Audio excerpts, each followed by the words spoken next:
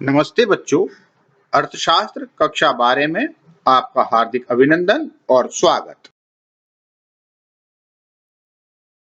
आज हम पढ़ेंगे उपभोक्ता का संतुलन भाग 5, जिसमें हमारा अध्ययन बिंदु रहेगा तटस्थता वक्रों की विशेषताएं। इस पाठ के पिछले भाग में हमने तटस्थता वक्र विश्लेषण के बारे में पढ़ा। आज हम इन तटस्थता वक्रों की विशेषताओं के बारे में जानकारी करते हैं।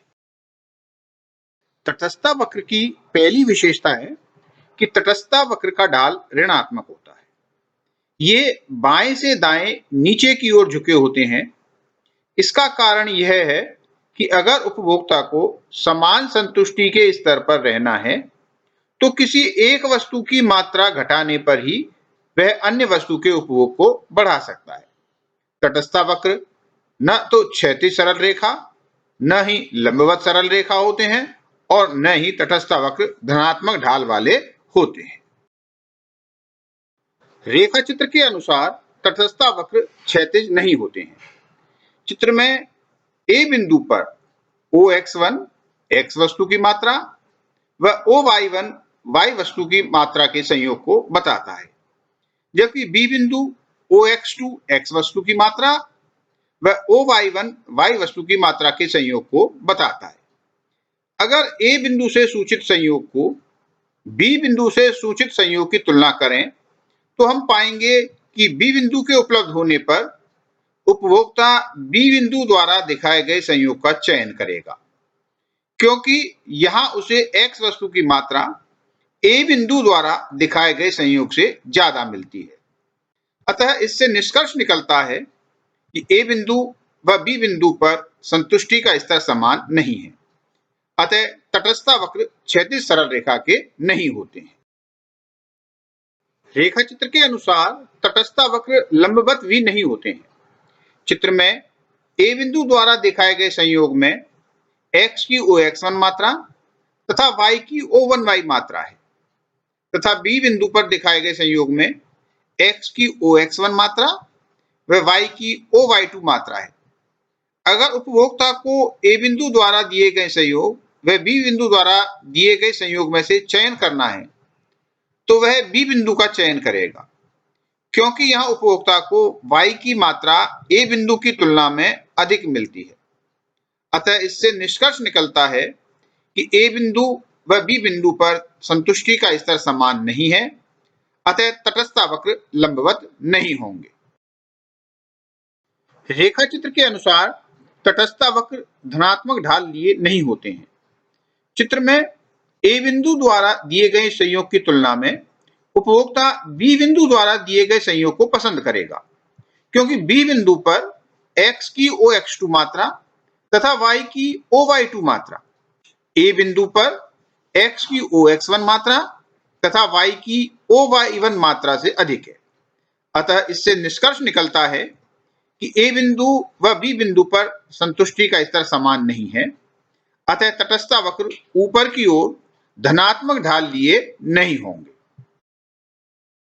तटस्थता वक्रों की दूसरी विशेषता है कि ऊंचे तथा दाहिनी ओर के तटस्थता वक्र अधिक संतुष्टि के स्तर को व्यक्त करते हैं। रेखा चित्र के अनुसार तटस्थता वक्र IC3 पर संतुष्टि का स्तर सबसे अधिक है एवं वक्र IC1 पर सबसे कम है।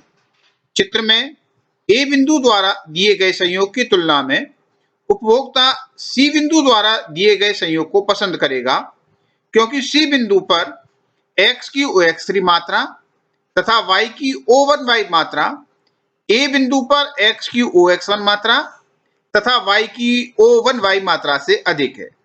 अतः इससे निष्कर्ष निकलता है कि ए बिंदु व सी बिंदु पर संतुष्टि का स्तर समान नहीं है। अतः स्पष्ट है कि ऊंचे तथा दाहिनी ओर के तटस्थता वक्र अधिक संतुष्टि के स्तर को व्यक्त करते हैं। और ऐसा ही हम y अक्ष के समांतर बिंदुओं को लेकर भी देख सकते हैं। तटस्थता वक्रों की तीसरी विशेषता है कि तटस्थता वक्र मूल बिंदु के उन्नतोत्तर होते हैं। तटस्थता वक्र की यह विशेषता घटती प्रतिस्थापन की सीमांत दर के कारण होती है।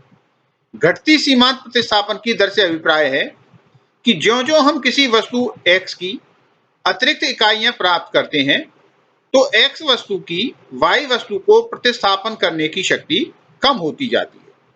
चित्रानुसार मान लीजिए प्रारंभ में उपभोक्ता A बिंदु पर स्थित है तथा उसको संतुष्टि का एक निश्चित स्तर प्राप्त हो रहा है।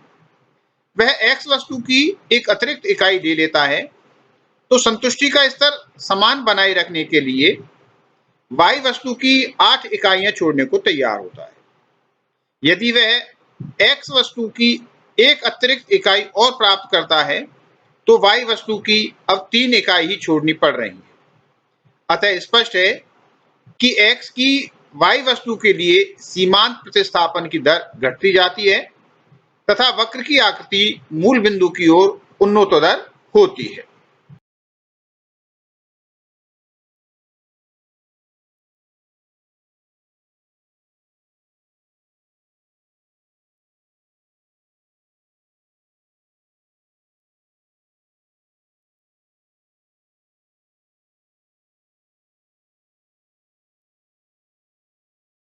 तटस्थ वक्रों की तीसरी विशेषता है कि तटस्थ वक्र मूल बिंदु के उन्नतोदर होते हैं।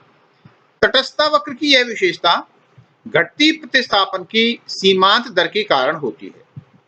घटती सीमांत प्रतिस्थापन की दर से अभिप्राय है कि ज्यों-ज्यों हम किसी वस्तु x की अतिरिक्त इकाइयां प्राप्त करते हैं, तो x वस्तु की y वस्तु को प्रतिस्थापन करने की शक्ति कम होती जाती है।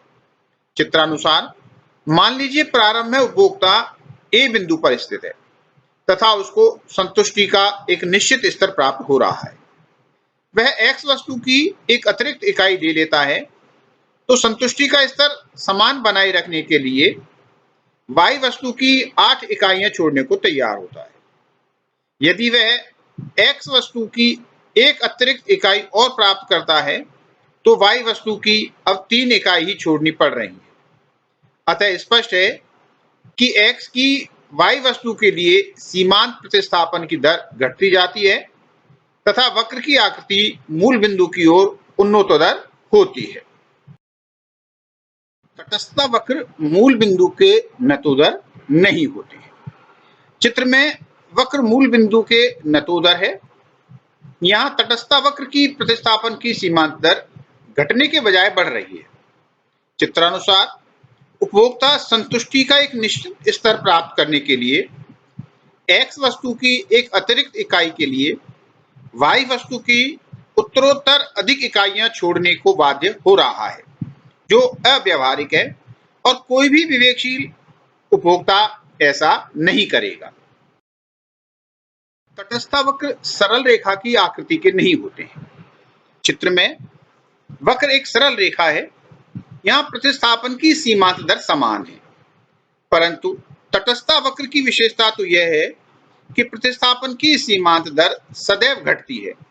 अतः तटस्थ वक्र की आकृति सरल रेखा नहीं हो सकती। तटस्थ वक्रों की चौथी विशेषता है कि तटस्थ वक्र एक दूसरे को नहीं काटते हैं।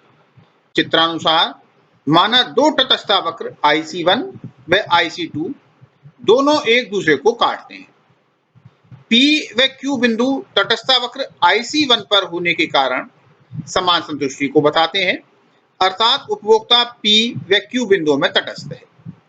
इसी प्रकार P व R बिंदु तटस्थ वक्र IC2 पर होने के कारण समान संतुष्टि को बताते हैं।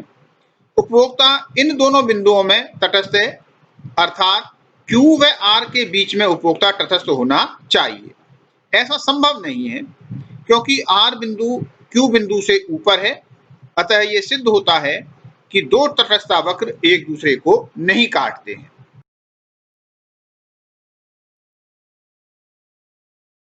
इन विशेषताओं के अलावा कुछ तटस्थ वक्र विशिष्ट आकृतियों के होते हैं। पूर्ण प्रतिस्थापन वस्तुओं का तटस्थ वक्र। जब दो वस्तुएं पूर्ण स्थानापन्न होती हैं, अर्थात एक के बजाय दूसरी का पूर्ण प्रतिस्थापन संभव है, तो प्रतिस्थापन की सीमांत दर स्थिर बनी रहती है। ऐसी स्थिति में वक्र की आकृति ऋणात्मक ढाल वाली एक सरल रेखा की होगी, जैसे दो भिन्न ब्रांड की एक वस्तु, नहाने के साबुन लक्स व हमाम ओरिएंट व उषा के पंखे आदि इसके उदाहरण हैं। उपभोक्ता एक वस्तु की एक अतिरिक्त मात्रा के लिए सदैव दूसरी वस्तु की समान मात्रा को ही छोड़ना चाहता है। पूर्ण पूरक वस्तुओं का तटस्थतावक्र। जब दो वस्तुएं पूर्ण पूरक होती हैं, जैसे बाएं व दाएं पैर का मोजा या जुर्राब, ऐसी स्थिति में एक ही पांव के अधिक मोजों की उपयोगिता शून्य होगी जब तक हम दूसरे पांव के उतने ही मोजे नहीं खरीदें। इस स्थिति में वक्र की आकृति अंग्रेजी भाषा के एल वर्णाक्षर जैसी होगी। धन्यवाद बच्चों।